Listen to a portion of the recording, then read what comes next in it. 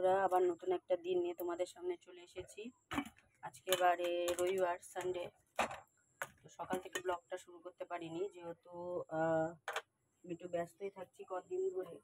ব্যস্ত বলতে আর তো কিছু বেশি দিন নেই পুজোর। তো ধোয়া পাকলা পরিষ্কার করা, মানে বিছানার কম্বল পাতা থাকে, মানে আমার বিছানার চাদরের তলায় কম্বল পাতা থাকে 3-4টে।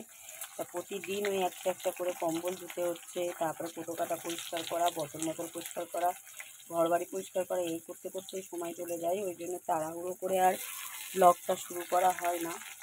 তো যাই হোক, তোমরা সবাই কেমন আছো? আশা করছি সবাই খুব খুব ভালো আছো।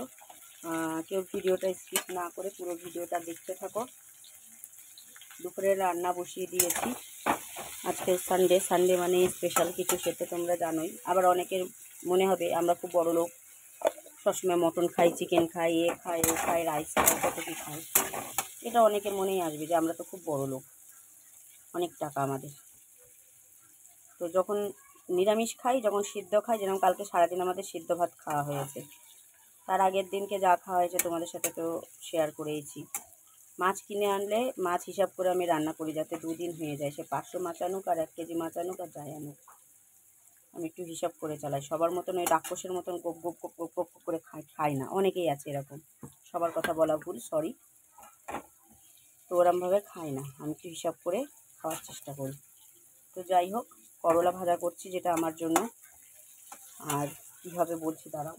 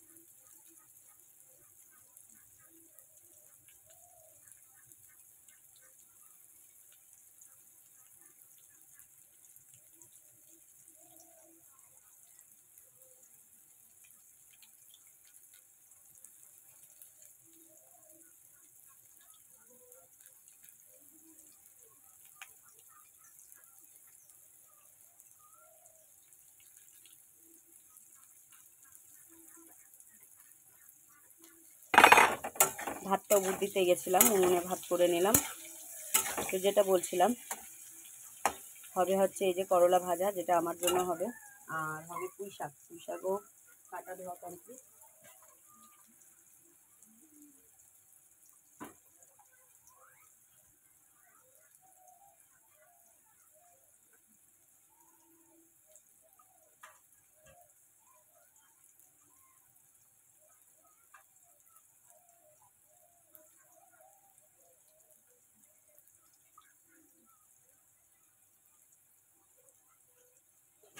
এই দেখো, এই হচ্ছে পুঁই শাক, এটা হবে।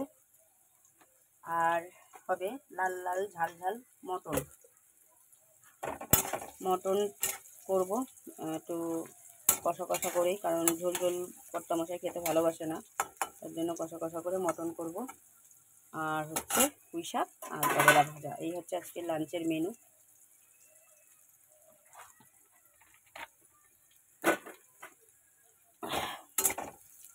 মানে দৌড়িয়ে দৌড়িয়ে কাজ করছে। একটা দুটো টোটাল কম্বল আমি ধুয়েছি, দুটো কম্বল অলরেডি ধোয়া হয়ে গেছে। তার মধ্যে একটা শুকিয়ে গেছে, সেটাকে বিছানায় পেতে দিয়েছি। দিয়ে আর একটা নতুন, তোমরা তো জানোই যে রবিবার আর বৃহস্পতিবার আমি বিছানার চাদর চেঞ্জ করি, তো আর একটা বিছানার চাদর পেতে দিয়েছি। এই এতক্ষণ ধরে সেই বিছানায় গুছাচ্ছিলাম। আর আরেকটা বিছানার চাদর এই কম্বল হচ্ছে করেছি, নামিয়েছি, সেটা কলপাড়ে ভিজিয়ে রেখে এসেছি। কলের মানে চাতালের জল জমিয়ে ভিজিয়ে রেখে এসেছি।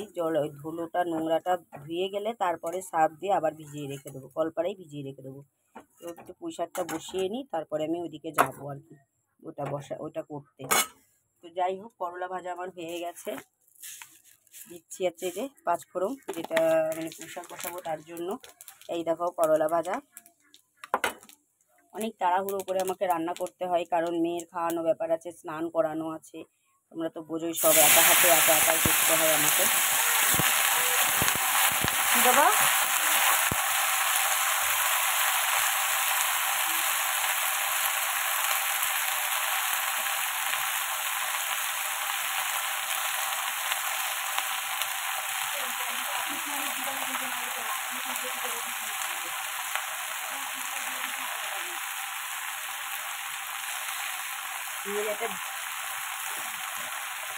মেয়ের একটা ডিম ভেজে দিয়েছি, ও বসে বসে সেটাই টিভি দেখছে আর খাচ্ছে।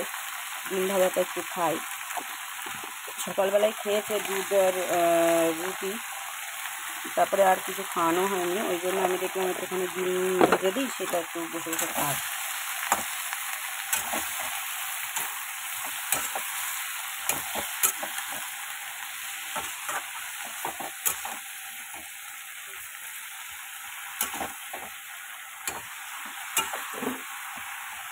জল দেওয়া লাগবে না, কারণ অনেকটা জলই বেরোবে পুঁই শাক যখন, জলের পুঁই শাক না, মানে বসার পুঁই শাক।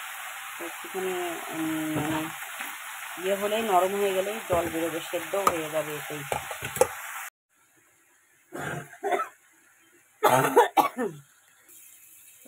এই যে এটা একটু সিদ্ধ হোক, আমি ভাতটা তুলে নিয়ে এসে গামলায় এবার ভাতটা ঢালতে হবে। এই দেখো আমার কিন্তু পুঁই শাক পুরো রেডি হয়ে গেছে। এবার আমি এটাকে নামিয়ে নেব, নামিয়ে তারপরে আমি বসিয়ে দেবো মটনটা। তো আগে নামিয়ে নিয়ে এটাকে।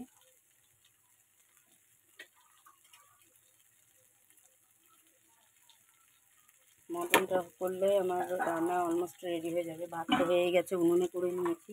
তারপরে আরও কাজ রয়েছে, উনুন লেপা, ঘর মোছা, জামা কাপড় কাচা, কম্বলটা আবার ধোয়া, যে কম্বলটা আর কি করেছি সেটা আবার ধুতে হবে।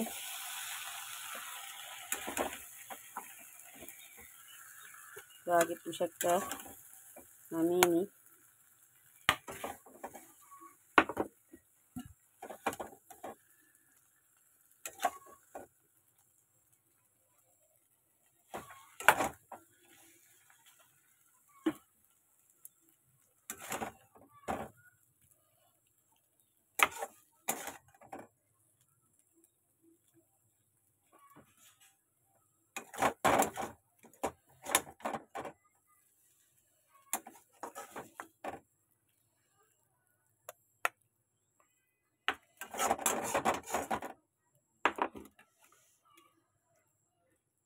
মিষ্টি কুমড়ো দিয়ে পোশাক খেতে তো সেই সুন্দর লাগে, আমার তো ভালো লাগে। কর্তামশাই খাবে কোনো, না খাওয়ার মতন একটুখানি, কারণ মটন হচ্ছে, ওর তো আর কিছু লাগবে না।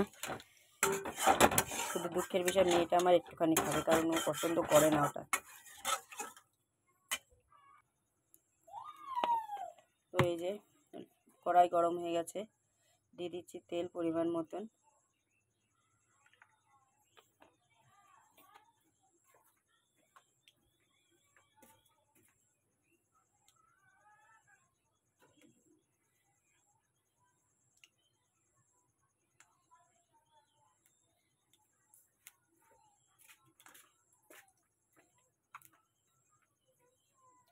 তেলটা ভালো মতো গরম হোক।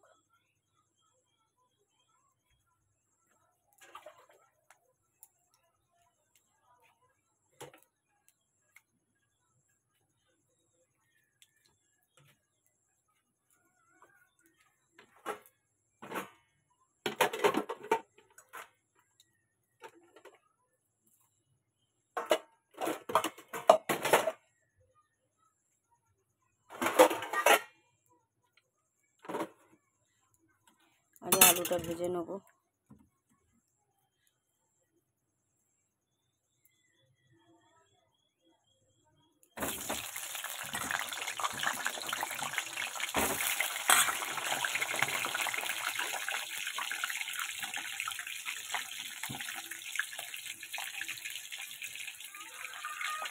মটনটা বসিয়ে দিয়ে তারপরে আমি কম্বলটা ধুয়ে দিয়ে আসবো। অনেকক্ষণ ধরে সার্ফ দিয়ে জলে ভিজিয়ে রেখেছি, আমি তোমাদের দেখাচ্ছি, দাঁড়াও। এরকম মহারানীর আভাব, ডিম খেয়ে হাত টাত ধুয়ে জল খেয়ে এবার চুপচাপ টিভি দেখছে। সকাল থেকে ওকে একটু বই পড়াই, তারপরে ওই যে টিভি যে চলে রাত্রি 11টায় বন্ধ। এই দেখো আরেকটা কম্বল এই যে ভিজানো জল, এই যে জমিয়ে সার্ফ মাখাইয়ে ভিজিয়ে রাখিয়েছি। এই যে দেখো ওই যে জল মানে আটকে রেখেছি। এটা কচলে কচলে পা দিয়ে চটকিয়ে চটকিয়ে ধুতে হবে। আর এই দেখো এক গামলা এখনও ভেজানো। এই যে এই কম্বলটা ধুয়ে দিয়েছি, দেখো কি সুন্দর পরিষ্কার হয়েছে। আর একটা ধুয়ে দিয়েছিলাম, সেটা বিছানায় পেতে দিয়েছি। মানে ওই যেটা ভেজানো রয়েছে সেটাও পাতবো। 3টে কম্বল আমার বিছানায় পাতা, তোষকের পরে 3টে কম্বল পাতা, তো 2টো ধোয়া হবে আর আরেকটা ধুতে হবে। আর গায়ে দেওয়ার একটা আছে, সেটা ধুতে হবে। মানে এখনও 2টো কম্বল ধুলে তবে আমার কমপ্লিট হবে কম্বল ধোয়া, বুঝলে। এই হচ্ছে আলু ভাজা হচ্ছে।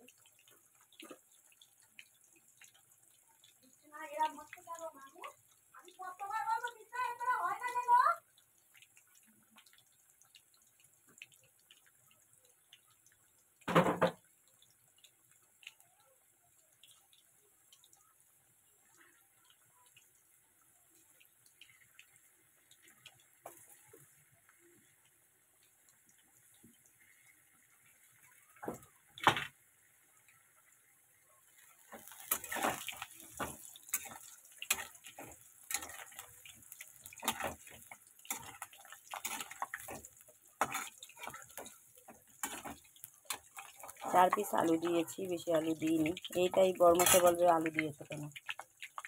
মাংসে আলু না দিলে, বিশেষ করে মটনে, বলো তুমি ভালো লাগে? আমার তো লাগে না। আমার মটনের আলু খেতে খুব ভালো লাগে, আর মটনটা তো আমি পছন্দই করি বরাবরই। তো এবার এতে ফোড়নে দেবো খানিকটা জিরে, সাদা জিরে। এই দেখো জিরে,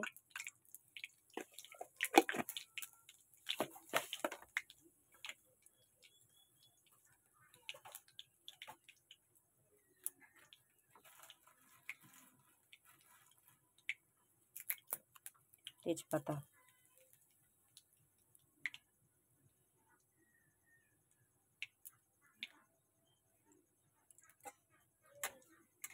ফোড়নগুলো ভালো মতো ভাজা হোক আগে।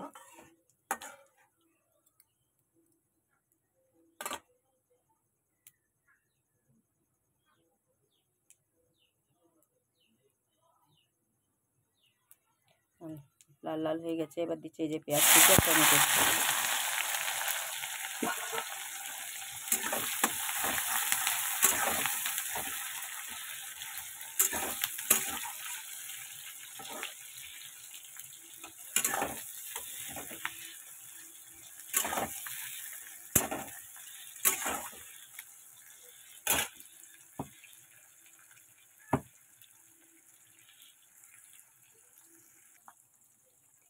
এই যে পেঁয়াজটা কিন্তু লাল লাল ভাজা হয়ে গেছে, এরকম হালকা করে ভেজে নিয়েছি।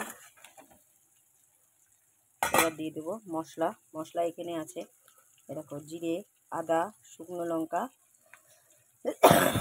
আর গরম মশলা, রসুন, এগুলো সব দিয়ে পেস্ট করে নিয়েছি মিহি করে একদম।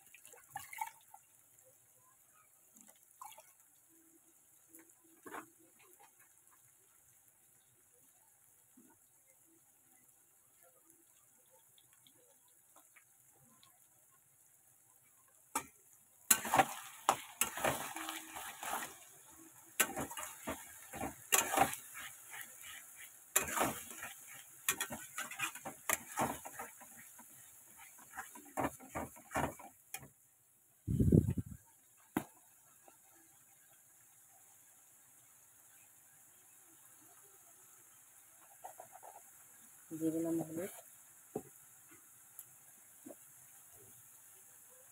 লবণ,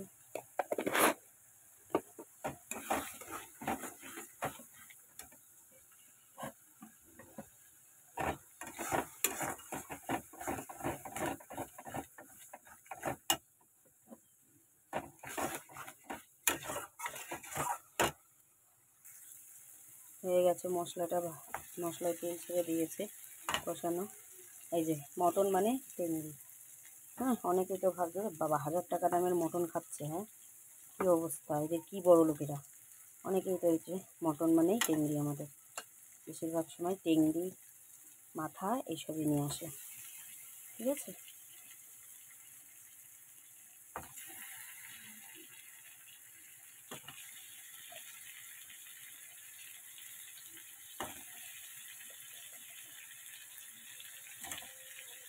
একটুখানি প্রেসারে সিটি দিয়ে নিয়েছি, নিয়ে তারপরে কষা হয়ে গেছে।